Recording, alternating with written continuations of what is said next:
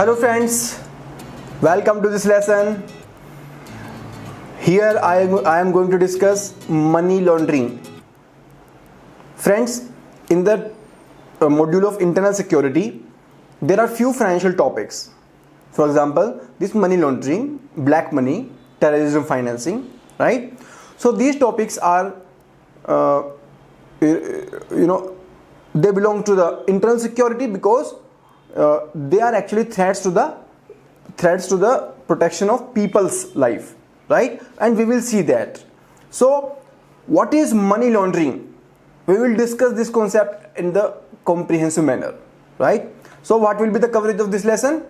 We will discuss previous year questions, what are the basics of money laundering, what is the process of money laundering, vulnerability of India regarding the money laundering, why the money laundering is still persisting in India, what are the adverse consequences of money laundering in India, what are the different government of India's steps and the laws, what are the global efforts, and the concept of participatory notes, and in between we will also discuss the concept of round tripping, right? And there is an amendment in the Prevention of Money Laundering Act in 2018. We will also discuss that.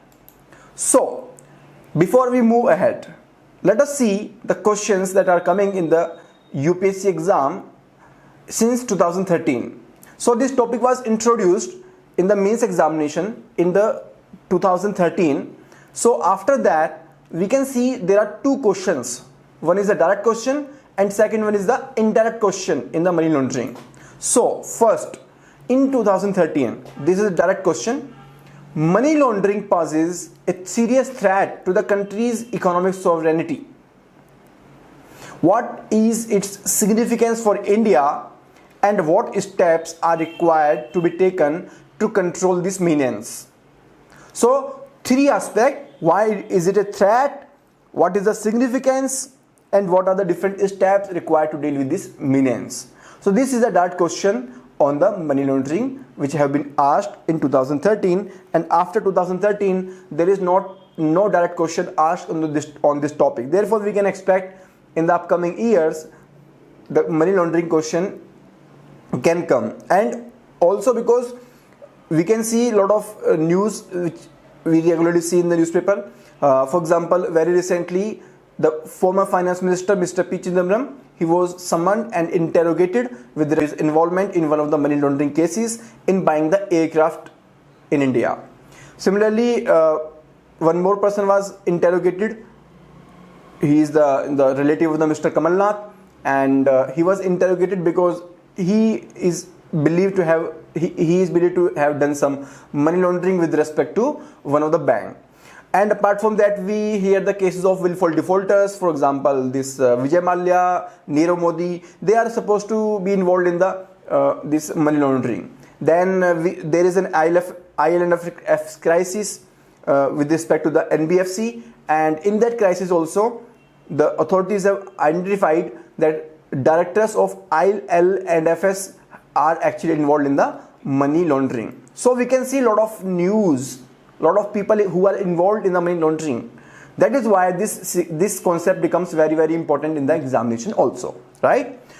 Apart from this, in the 2018 the question came, and this question is not the direct question. This question is primarily with respect to the drug trafficking, right? However, there is a question which is asking the relationship, the linkage between the drug trafficking and the money laundering, right? So in this context, money laundering is also one of the important topic. Now, friends, I am asking you, what is the meaning of money laundering and why at all this concept has emerged? Can you answer this question? So take 30 seconds and answer this question.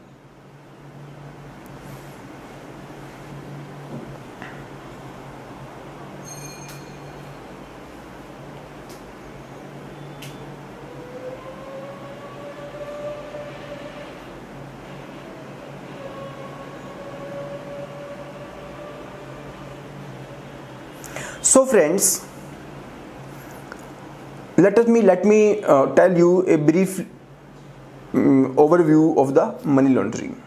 So friends, there are a lot of illegal activities happening around us, be it the corruption, be it the terrorist financing, be it organized crime, drug trafficking, arms trafficking, be it the lot of money being spent in the election, the black money, tax evasion, hawala transactions. So all of these illegal activities are happening, and the people and the companies who are involved in all these transactions, they are earning lots of money.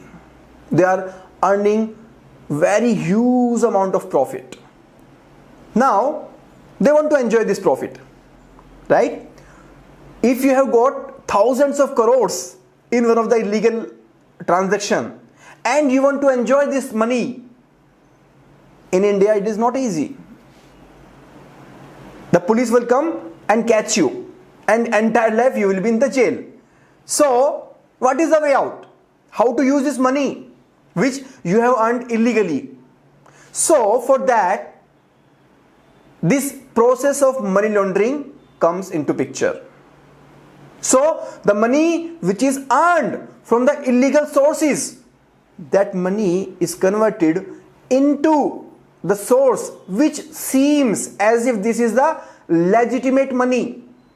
So the money earned from the illegal source is converted in such a way so that it looks like it has been earned from some legitimate source, right?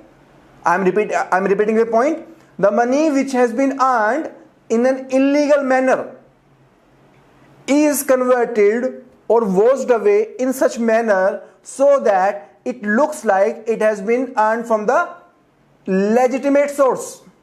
And this process of conversion is called money laundering. So the illegal money is being laundered. It is being washed. So this is what we mean by the money laundering. So what is the purpose of money laundering? The purpose of money laundering is very simple, that the person who is earning huge illegal money can enjoy that money for luxury purposes, for investing further, for building his wealth further, without getting the attention of the police or enforcement authorities. So the main point is that the person who is earning the illegal money will enjoy from that money, and the police is not able to catch that person. So this is the whole concept behind the money laundering, right?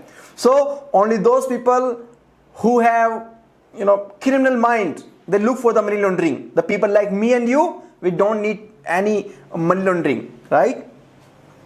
So what is the meaning of money laundering? Money laundering refers to the conversion or laundering of money which is illegally obtained so as to make it appear to originate from a legitimate source. तो दाऊद इब्राहिम ने जो पैसा कमाया, उस पैसे को वो कैसे एंजॉय करे? तो उसके लिए उसको मनी लॉन्ड्रिंग यूज करना होता है, right? So that he can enjoy his life. Now, as I discussed, there can be various ways of earning this money. So this money can come from, for example, from the drug trafficking, and especially in the context of India. See, India is located between the Golden Triangle and the Golden Crescent.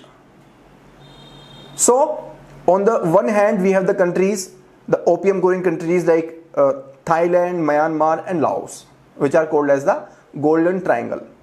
And on the other hand, on the western side, we have the Golden Crescent. There also the opium growing countries, which include the countries of Pakistan, Afghanistan and Iran. So the three countries of Golden Crescent, Golden Triangle and three countries of Golden Crescent, India is located between these two countries, between these two regions.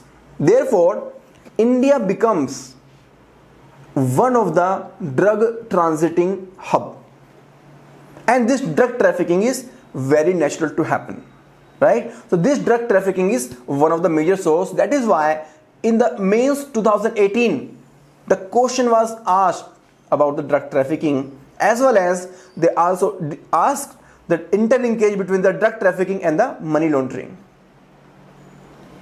So one is the drug trafficking, another is the smuggling. Smuggling, it can happen, smuggling of currency, smuggling of arms, smuggling of people, smuggling of wildlife, smuggling of the ancient ancient items, and so on, right? So this is in this smuggling a lot of profit is being created.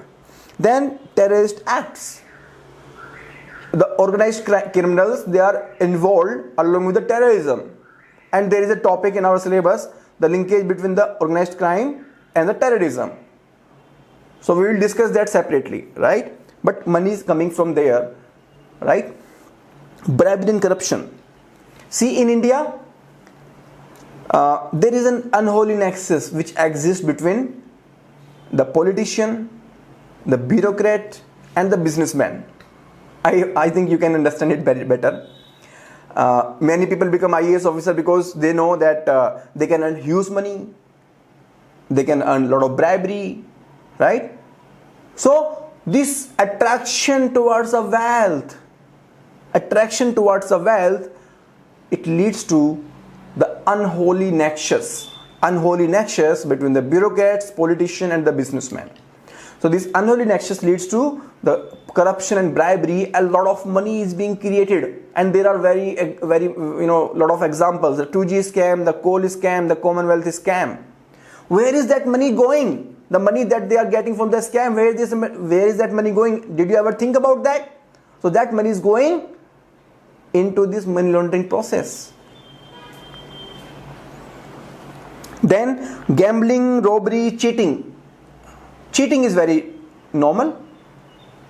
There are a lot of frauds happening, a lot of Ponzi schemes happening, shell companies being opened, lot of money people are investing into the cryptocurrency.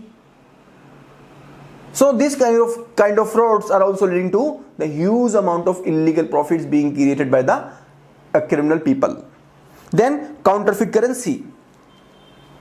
See friends, in 2016 the demonetization exercise was undertaken, and as per the report, as per one of the credible report, it has been identified that the money which has been deposited into the banks is actually 2% extra, 2% more than the actual currency ever issued by the Reserve Bank of India into the market. That means 2% money is a counterfeit currency. It is a forged currency. So even the bank has deposited 2% counterfeit currency into its exchequer,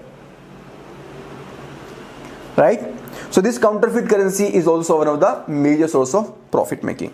Extortion. There are various cases which we can hear, especially in the state of Bihar and also the other states. So all these activities lead to the profit, and these profits are washed, and this process is called money laundering. Now I am going to discuss a very important concept. So you can see the illegal activities: illegal arms sales, smuggling, organized crime, embezzlement, insider trading. What is the meaning of insider trading? So insider trading is a concept in the stock markets. In the stock market. And what is this concept? So this concept says that the person who knows about the internal financials of a company, that person can involve into the sale and purchase of the shares of a company in such a manner that he gets the maximum profit because of the fluctuation in the prices that happen as a result of the financial reports. So for example, it is the month of March 2022. 2020, right? And in the month of March 2020, there is a company, for example Reliance. Its shares are being sold in the stock market at the rate of rupees 100, right? So Reliance के shares rupees 100 में cell हो रहे हैं market में. Now there is Mr. A, and this Mr. A is the employee of Reliance company. He is he is working in the accounts department, and he has an idea about the amount of profit that Reliance is going to make. And suppose Reliance is going to make huge profits in the March 2020, right?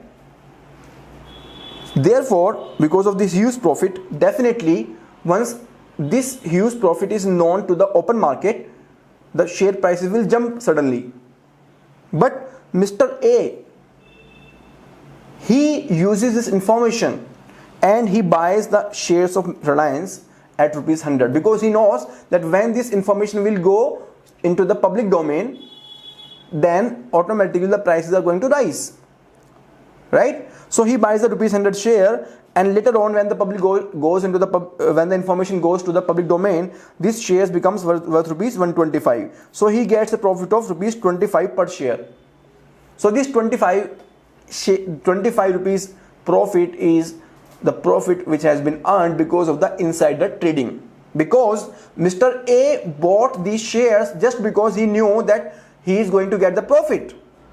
He knew the internal information about the Reliance company. That is why he invested into the shares of Reliance company. Otherwise he was not going to invest. He is not a professional investor.